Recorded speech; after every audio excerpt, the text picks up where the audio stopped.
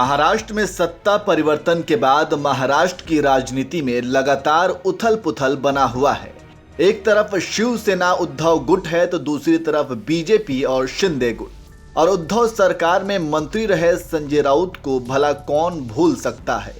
Sanjay Raut media में अपने बयानों को लेकर छाए रहते हैं। राउत के बयानबाजी को कोई बेबाक अंदाज बताता है तो कोई उनकी आलोचना करते हुए बिना सिर पैर के बयानबाजी करने वाला नेता।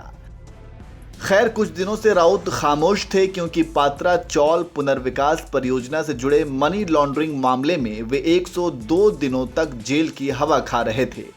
लेकिन जैसे ही 102 दिनों के बाद जेल से बाहर आए तो फिर से बीजेपी पर निशाना साध दिया और एक बहुत बड़ा आरोप लगा दिया। संजय राउत ने आरोप लगाते हुए कहा कि बीजेपी ही नहीं चाहती थी कि एकनाथ शिंदे महाराष्ट्र के सीएम बने।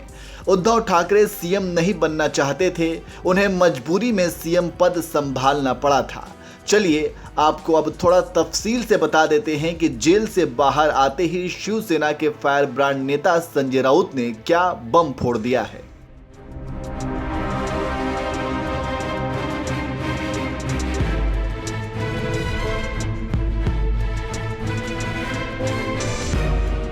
एक 102 दिनों के बाद संजय राउत जब जेल से निकले तो उन्होंने बीजेपी के ऊपर कई गंभीर आरोप लगा दिए।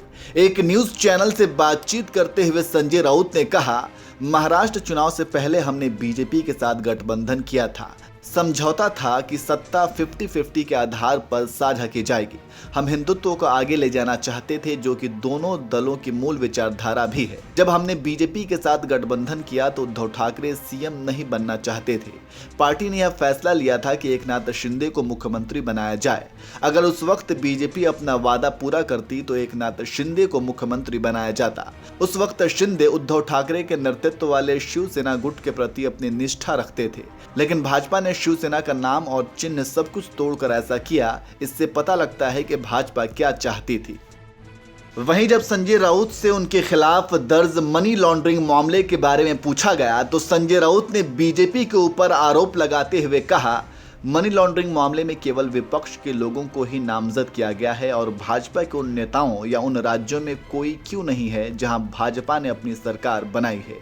संजय राउत ने आगे कहा, मैं जानता हूं कि बार बार मेरे खिलाफ इस तरह के झूठे मामले दर्ज किए जाएंगे, लेकिन हमें इसमें एक साथ रहना होगा और इससे लड़ना होगा।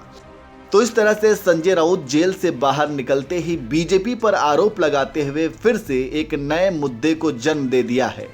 हालांकि संजय राउत अब कर भी क्या सकते हैं, सारी कोशिशों के बावजूद अपनी सत्ता को बचा नहीं सके और जैसे ही सत्ता की कुर्सी खिसकी और संजय राउत पर सीबीआई और ईडी का डंडा चला तो उनकी अकल ठिकाने आई और अब शिंदे गुट को धोखेबाज कहने वाले संजय राउत के सुर भी बदल गए। जेल से बाहर आते ही बयान दे दिया कि हम तो एकनाथ शिंदे को ही सीएम बनाना चाहते थे, लेकिन बीजेपी ने सब कुछ खराब किया।